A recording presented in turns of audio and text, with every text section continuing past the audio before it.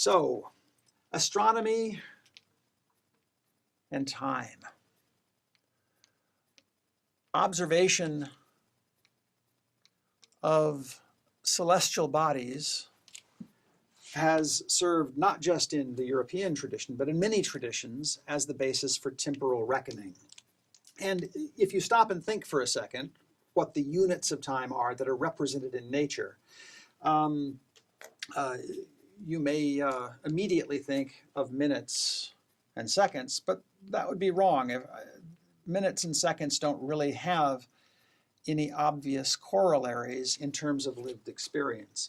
In fact, the way minutes and seconds develop, they develop as sub-articulations of a larger entity, which we'll call a day.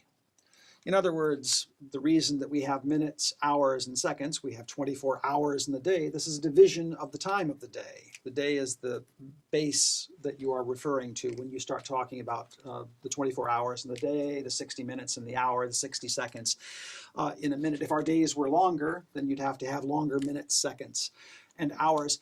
In fact, if you were dealing with an ancient Greek or a Roman, they tend to differentiate between hours of light and dark. And because, of course, the hours of light vary from season to season, days are longer in the summer, they're shorter in the winter, minutes, hours, seconds, these all have to get shorter as the day gets shorter, longer as the day gets longer as well. In any event, if you accept then that the idea of the day is one of the sort of common ways of thinking about time, you can imagine that it's fairly easily perceptible in terms of day-to-day experience. It's the alternations of cycles of light and dark, and can be easily seen and replicated. So we'll think of the day then, which is the motion of the sun or the motion of the earth, depending on where you stand on these things, as the elementary unit of time. What would be the next unit of time coming up that you would find commonly from society to society? Well, what we would call the month. The word month etymologically is related to the word moon. A month is a month.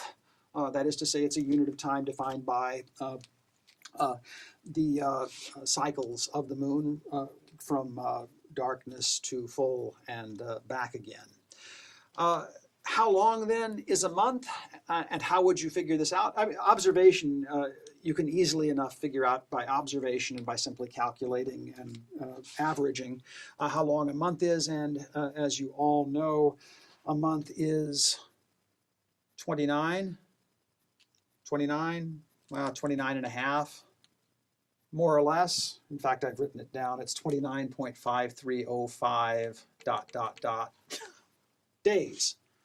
In other words, the standard of measurement we're using to calculate how long a month is then is again the day, which is the most basic and elementary of these.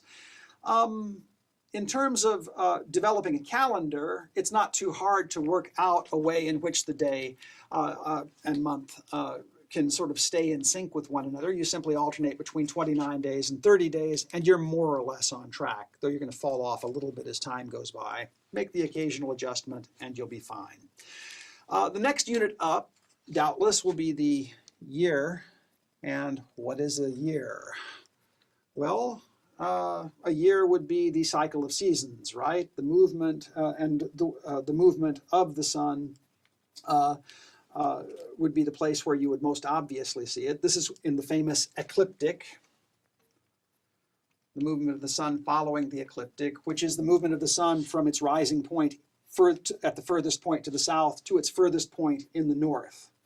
And as it moves from one to the other, it will pass various points. So for example, the point at which it's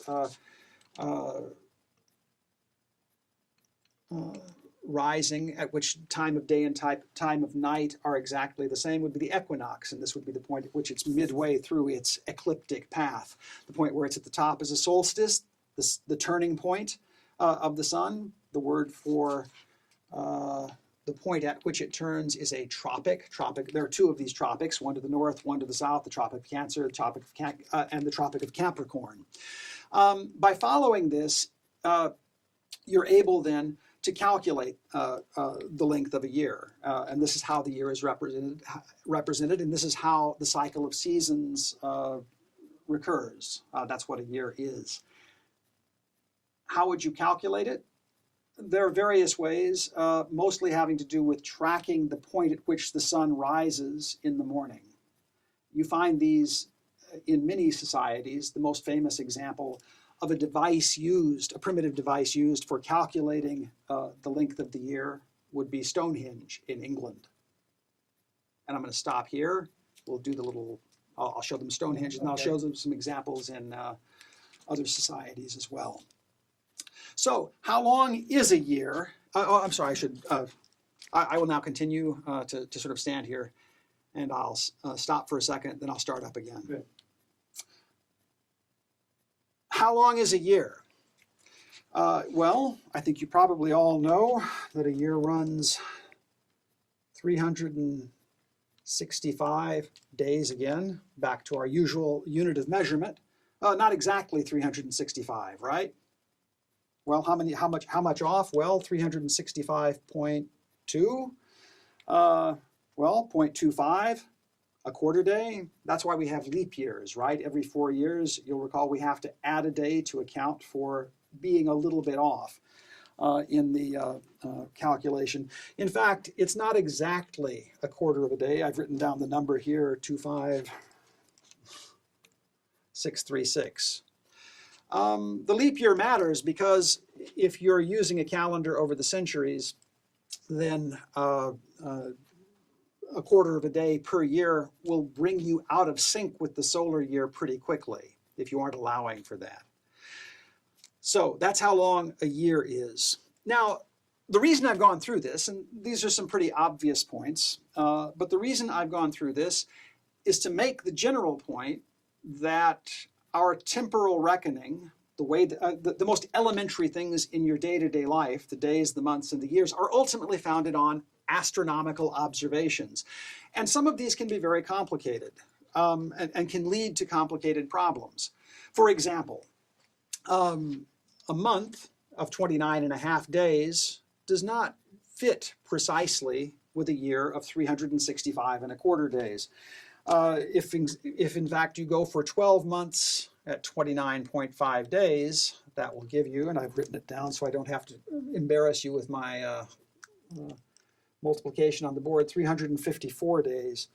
If you go with 13, this leaves you 383.5 days. Hope I wrote that down correctly. Good.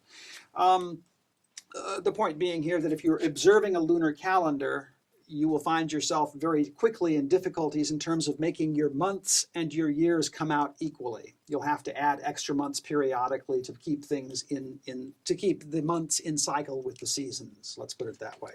So now, of course, we at this point have given up on lunar months. At this point, our months have nothing at all to do with the cycles of the moon. And we've done this really because Julius Caesar decided it was too much trouble to keep adding these, what they call intercalary months. I'll write this intercalary for you. An intercalary month is just a month that you add to bring the sequence of months into coherence with the solar year.